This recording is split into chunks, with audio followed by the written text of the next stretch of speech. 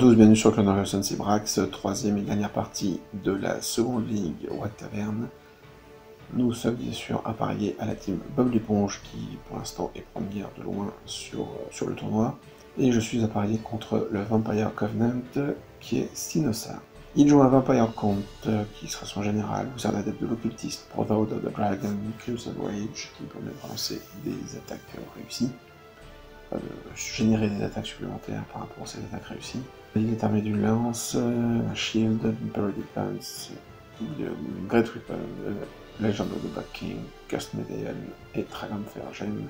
Il a bien sûr le Dead Rise comme tout général mort-vivant qui permet d'invoquer des unités de zombies. Et un Spectral Steed qui est un cheval volant. Un vampire courtier l'accompagne qui est Wizard apprentice de l'occultisme, BSB, Brotherhood of the Dragon, Lance, Shield, Parry Weapon, Duskforge, Flaming Standard and Skeletal Steed. Donc voilà, deux persos de bâche qui font très mal, qui vont très vite, dont un qui peut voler. Deux Necromancers, un Wizard adepte de la chimie avec Magical Heirloom et un Necromancer, Wizard apprentice de l'évocation. En base, on a 2 x 29 squelettes, état-major complet, Legend standard, un gros pack de 36 zombies, musicien standard, un petit pack de zombies par 20 avec le musicien, c'est le chausson des sorciers, 2 nuées, 2 chauves-souris, 13 Baronite, état-major complet, Banner of Speed, 3 Ghast avec un champion et 4 Winged Reapers avec des Red Weapons. Grosse liste avec des gros packs qui vont repopper de tous les sens, et puis 2 unités de bâche que sont les Winged Reapers et les Baronite, surtout escortant les 2 vampires. Caractéristiques de notre affrontement, nous sommes sur la table numéro 2, Frontline pour le déploiement et Hold the Ground pour le scénario. C'était Hold the Ground ou King of the Hill, donc je suis un peu content sur le Hold the Ground. C'est plus simple en fait à gérer que King of the Hill. Toujours pas de magie ni de grave chez moi, de son côté le général aura la Home of Glory et le Arise, qui est l'héréditaire qui permet de faire repopper les figurines et même de dépasser l'effectif de base des unités. La BSB va avoir le Arise, le sorcier de l'alchimie, World of Iron et Arise, et je crois que Sino a oublié qu'il jouait le Magical Heirloom. Je n'ai noté que 2 sorts, or ce mec normalement a 2 sorts de l'alchimie plus le Rise. Bon, je sais pas si ça me goûte, c'est de ma part ou de Lucien, mais je pense que moi j'ai noté que ça. Et le petit sorcier de l'évocation va avoir un Rise évidemment, donc ce qui veut dire 4 rip-up par tour en potentiel. C'est un petit peu l'horreur. Je m'estime à 13. Une estimation que je rabaisse à 10 quand on tombe sur le Hold the Ground, parce que ça va être très compliqué de prendre le scénar, et je pense qu'on va se regarder dans le blanc des yeux, je vais lui tirer dessus, faire de la magie, je vais lui donner quelques petits redirecteurs, puis je vais peut-être prendre genre les Ghast ou ce genre de choses, et puis ça va s'arrêter là, au moins c'est comme ça que je vois avant la partie.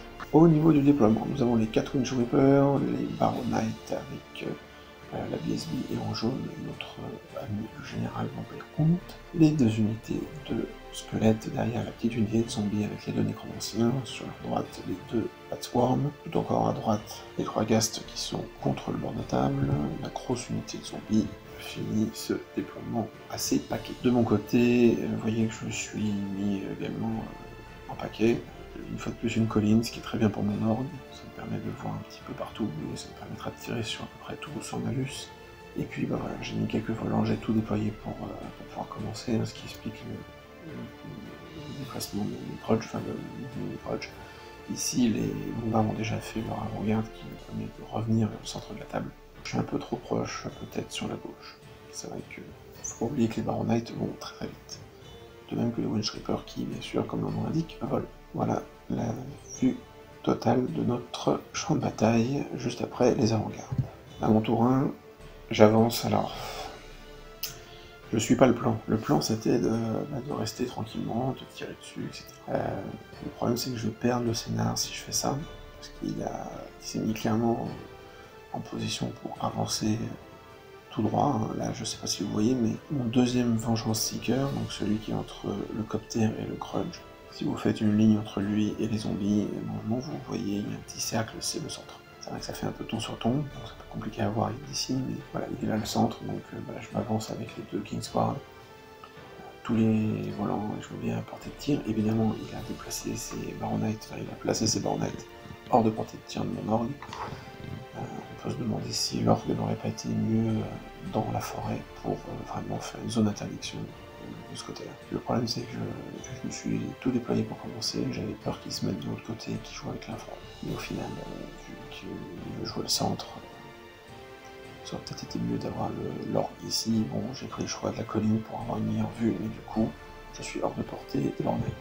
Voilà la vision autre du champ de bataille à ce moment-là. En tir, en gros, je peux tirer que dans les zombies, c'est là où j'ai le maximum de tir. Donc je tire, je balance tout et je ne fais que 9 points de vie.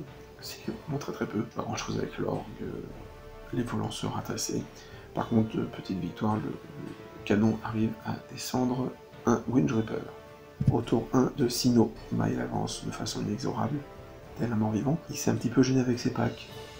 Il avait prévu de pouvoir potentiellement charger avec les Baron Knight, mais pas de se déplacer à moins de 0,5 points, donc bon, voilà, il avance tout doucement, il n'y a pas besoin de trop se passer pour le moment, hein, on prend encore les points à ce point-ci, et puis bah, vous voyez, tout ce qui arrive devant moi, c'est un peu l'horreur. Les Wind Reapers se mettent sur la gauche, les gars commencent à avancer, voilà, tout le monde avance tranquillement.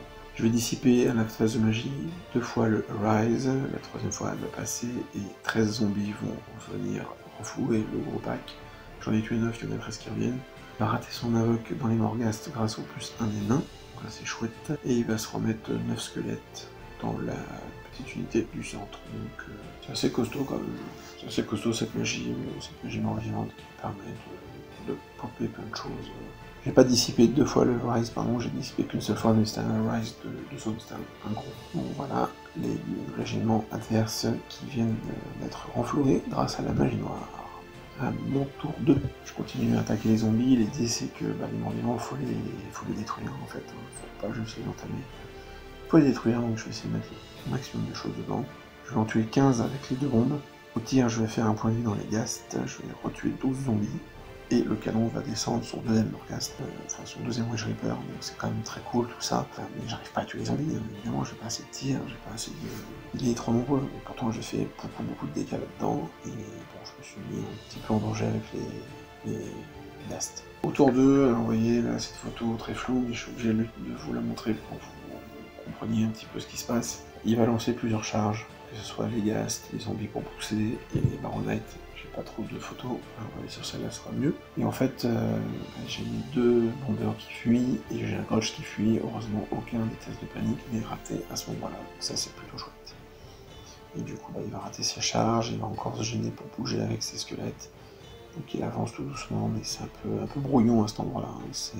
Voilà, on vérifie à chaque fois les 1 pouce, les 0,5 pendant qu'il bouge, et en fait on se rend compte qu'il ne peut pas vraiment faire grand-chose. En magie, il va mettre 10 zombies dans le pack que j'ai commencé à descendre, il va soigner son ghast en même temps, il va remettre 8 zombies de plus, donc ça fera plus 18 zombies. C'est ce qui est très frustrant en fait, c'est qu'on met toute une phase de tir dedans qui est quand même plutôt bonne, mais c'est complètement annihilé par la magie du tour après. Je dissipe la repop dans le Morghast. La première repop dans les Wind Reaper est dissipée, mais la deuxième me permet d'en remettre un avec 2 points de vie. Et voilà, on se retrouve comme ça, donc par contre les Wind Reaper, vous voyez, les a mis derrière l'infront, et il fait repopper le deuxième derrière pour éviter que mon canon ne les voie. À mon tour 3, je suis obligé de prendre la décision d'attaquer. Donc je charge avec le Grudge et avec les Lombards dans le flanc des zombies. Et que le Grudge qui y va, les Lombards se ratent, hein, c'est ceux qui sont sur la droite. Je fais sortir les mineurs, je rallie les 2 bombeurs, le Grudge continue à fuir, mais il n'emporte personne avec lui et il ne sort pas de table pour le moment. Et on se retrouve comme ceci, voilà. Donc le Grudge il est en bas, en fait on ne le voit pas, il est pas sur la photo. Et donc comme je vous dis, j'ai rallié mes bombeurs. Les mineurs vont faire 4 points de vie dans les ghasts, gros tir, aucune régène de la part de Sino. L'orgue va tuer 2 chevaliers et je vais faire 3 points de vie de plus dans les ghasts avec le canon, je crois. Ouais, c'est ça, je crois que c'est ça. Donc en fait, j'ai fait 7 points de vie de ghast sur les 9, il en reste plus qu'un avec 2 PV. Ce qui fait que je suis beaucoup moins peur, surtout que ce qui peut charger c'est soit 10 Lombards, soit un Grudge. Bon, ça devrait aller de ce côté-là. Au CAC, c'est un petit peu le drame, parce que je fais que 3 points de vie de zombies. Je tue que 3 zombies entre mes grinding et les 4 attaques de nains. Je perds le combat, je crois, avec les différents bonus qu'il a, mais je tire. Lui, il ne me fait rien, évidemment. Et voilà, on se retrouve comme ceci. j'ai envoyé le copter rediriger les Baronites parce que c'est une charge pas si lointaine, hein, avec la banner of speed, il va vraiment très. Au tour 3 de Sino, il lance la charge des Barrowking dans le copter. Je suis obligé de fermer la porte parce que lui ne peut pas à cause de ses squelettes. Il va revenir avec ses Winch Reaper. Gast, il a lancé la charge avec le Gast dans le... Il veut pas aller dans le Grudge, hein. Il veut pas le perdre bêtement sur les attaques du Grudge. Donc il l'envoie dans les longues armes et je le tue à la hache de lancer dans le tir de contre-charge. Donc ça c'est plutôt cool. Décidément cette unité de tireur est vraiment bonne en contre-charge. Et donc voilà, et puis vous voyez, il place ses nuées de chauves-souris pour intercepter mes mineurs et empêcher que je vienne attaquer son Toshozu à main. Il va rater 3 fois le Rise en magie et c'est tout ce qui va se passer, que il fait un tour à blanc, auquel je vais tuer 5 zombies, et j'en tuerai un de plus à la réseau, et mon copter va bien sûr se faire découper par les vampires, enfin par le général, qui suffit amplement de le tuer. Nous arrivons au tour 4, donc jusqu'à maintenant Sino a marqué 2 points de scénario au tour 2 et au tour 3. Au tour 4, donc les zombies qui avaient quand même gagné le combat se reforment. Non, ils n'avaient pas gagné le combat, mais ils se reforment quand même ils s'étaient reformés face à mon Grudge. Donc j'envoie les lombards dans les zombies et le copter de flanc. Alors, ici, grosse erreur, le tour d'avant, quand il s'est reformé, j'ai pas slidé le Grudge pour laisser la place aux lombards, et du coup, j'en ai que 2 qui vont pouvoir se battre, donc c'est un seul, et puis un mec derrière. Donc ça c'est vraiment emmerdant. Et les mineurs vont rater leur charge, donc en fait ils vont se placer comme ça, et ils restent visibles par les nuées de chauves-souris sur le flanc. Donc ça aussi c'est un petit peu dommage. Bon, une photo avec un flou artistique, mais je suis obligé de vous la montrer parce que vous voyez que le placement des 2 unités de Kingsguard est importante, et je dirais même plus encore avec les deux Vengeance Seekers. Le bomber partant pour rediriger les Baronites. Au tir, je vais tuer 4 Baronites avec l'orgue, c'est la seule chose qui peut tirer dedans. Au corps à corps, je vais faire 9 PV de zombies, je vais perdre 1 point de vie de grudge, et avec tous les bonus, etc., je vais gagner et lui faire perdre 8 zombies de plus à la réseau. Donc il en reste 3 ou 4, je sais plus, mais vous voyez, c'est un peu dommage, j'arrive pas à me sortir de ce corps à corps à ce tour-ci. Tour 4 de Sino. Il va me charger de flanc avec les nuées de chauve-souris, il charge bien sûr le bomber, qui n'est pas de dos, hein, mais qui est placé comme ça parce que c'est plus simple. La phase de mouvement, il va avancer ses squelettes jusqu'au sur le pion central. Je trouve ça assez étrange comme move en fait, je ne comprends pas ce move, à part pour contrer la prise de Dojo avec les différentes unités que j'ai ramenées, mais même là encore, je crois qu'il s'est vraiment avancé pour pas grand chose. Il ne bloque pas tant que ça, si peut-être pour bloquer, pour éviter que les Kingsguard chargent les chevaliers peut-être. Je trouve ça un peu étrange comme move. Sachant que les Winch Reaper ont raté leur charge et donc se sont arrêtés avec la présence des Baronites. En magie, il va remettre 10 zombies et un chevalier. Il va rater 2 invoques et je vais en dissiper une, donc il a raté beaucoup d'invocations parce qu'il continue à les lancer à 2D, or là, du coup il faut qu'il fasse du 5. Parce qu'une invoque c'est 4. Puis quand il veut la faire un peu plus loin, tout de suite c'est un peu plus cher, puis avec le nain c'est encore plus cher, donc 2D ne suffisent pas. Et par contre il va créer 10 zombies qui vont arriver juste devant mes Kingsguard ici. Et donc je vais devoir m'en occuper rapidement. Évidemment, au corps à corps, c'est pure formalité, le bomber se fait défoncer. J'arrive à me débarrasser des zombies, donc vous voyez, je me suis reformé comme ça avec tout le monde face au squelette en fait. Et je vais perdre un mineur et faire 4 points de vie dans les nuées, et réussir à me reformer de face en ouvrant un petit peu là-haut, tout en haut de la photo, juste au-dessus du bomber, on voit que mes mineurs sont maintenant de face avec une seule nuée. À mon tour 5, c'est là où il faut que je prenne les points et que j'enfonce le clou. J'envoie le bomber charger l'unité où il avait back ses 2 necromancers, ce qui laisse la place pour le grudge et les lombards de flanc dans les squelettes, les kingsguard de face dans les squelettes et le vengeance seeker de l'autre côté dans le flanc.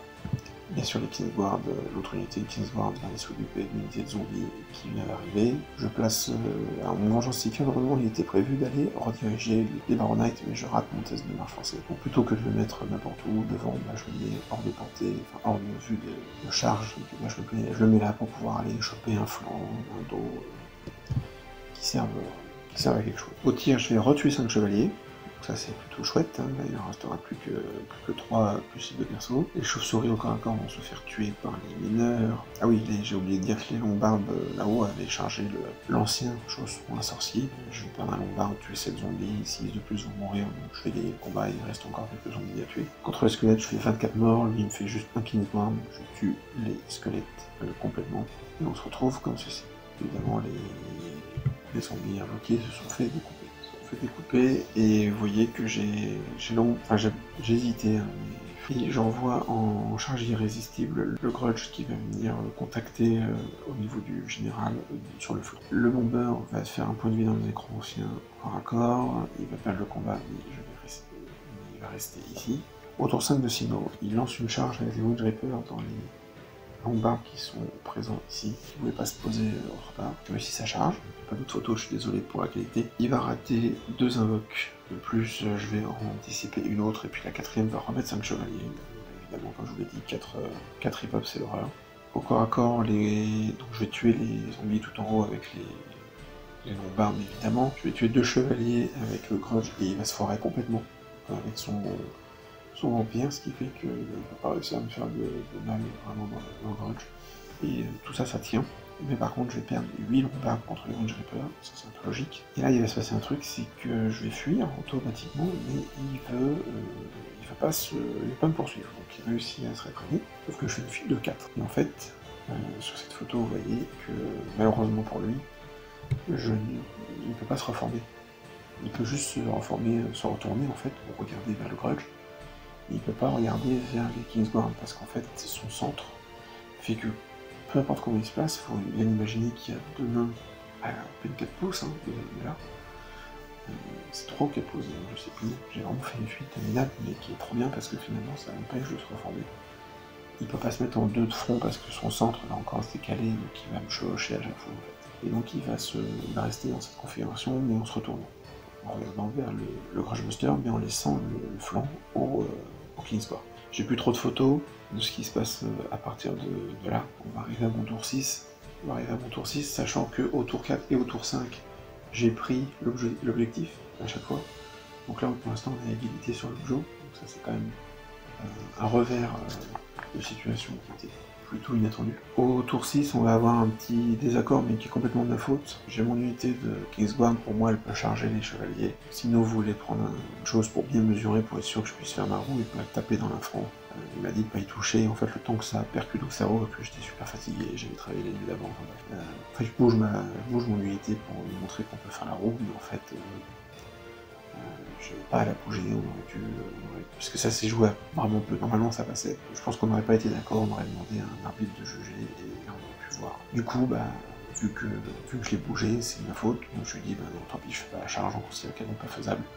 Et donc je ne charge pas au tour 6 avec les Kingsguard dans les chevaliers. Par contre, j'envoie les 2 Vengeance Seeker, un de face et l'autre de flanc. Et bien sûr, j'envoie les Kingsguard dans le flanc des Wind Reapers.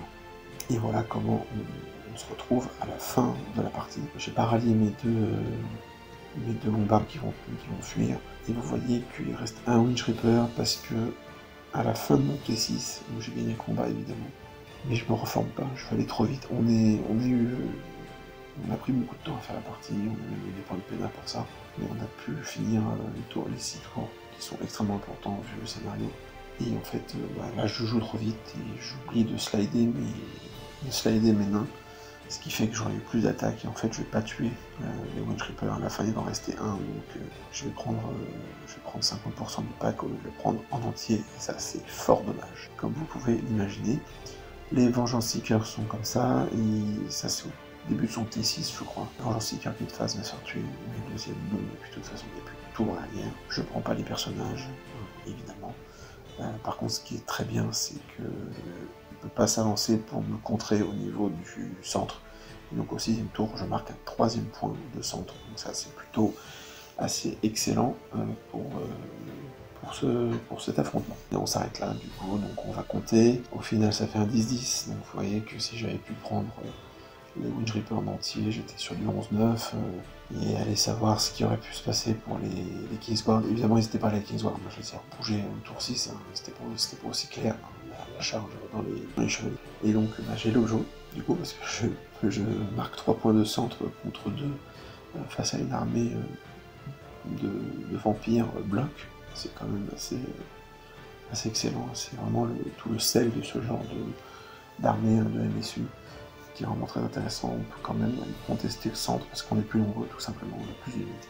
Et du coup, je passe à 13-7 pour le résultat final. Donc je suis extrêmement content de ce résultat. C'est mon estimation d'ailleurs. Quand je vous l'ai dit, je l'avais ramené à 10, mais j'ai réussi à... Franchement, je me suis battu là. Je suis plutôt content de moi, je me suis battu pour prendre les points, pour pas me laisser envahir par pas le désespoir, mais quand vous voyez des gros packs de morts-vivants qui repopent, plus les 2 unités très rapides et très impactantes qui peuvent à tout moment one-shot n'importe laquelle de vos unités, on aurait tendance à back pour garder des points. Et je me suis dit là, il faut que j'enfonce, donc j'ai enfoncé, je suis assez content de ma partie. Au niveau de l'équipe, c'est pas génial, puisque moi que c'était contre Coco en Demon Legion, et il va perdre 17-3. Et Paddy va perdre face à Davos en Marque Gobelin 19-1, donc ça nous fait 17 points, on n'est pas capé, c'est déjà ça, petite victoire morale. Et du coup on fait une grosse défaite face à la team Bob l'éponge, qui était évidemment la team la plus costaud du tournoi. Voilà, donc on va voir si ça suffit pour nous éjecter du podium, et si ça nous met à mal pour la ligue. Je vous rappelle que au terme du troisième tournoi, on élira la team qui remporte la ligue en termes de points. Voilà. Donc merci de m'avoir suivi pour cette 3e ronde qui était très très intense. Hein. Moi on était tous crevés évidemment, j'étais crevé, on a fini avec je crois 20 minutes de retard avec Sino. Mais voilà, parce que ça s'est joué un peu lentement, mais voilà, je suis très content des coups qui ont été faits, voilà, c'était une game très intéressante et je te remercie Johan encore pour la partie. Je vous donne très rapidement rendez-vous sur le Crown Wilson pour la conclusion, normalement avec le reste de l'équipe, et je vous dis à très bientôt, c'est toute réflexion sur vous.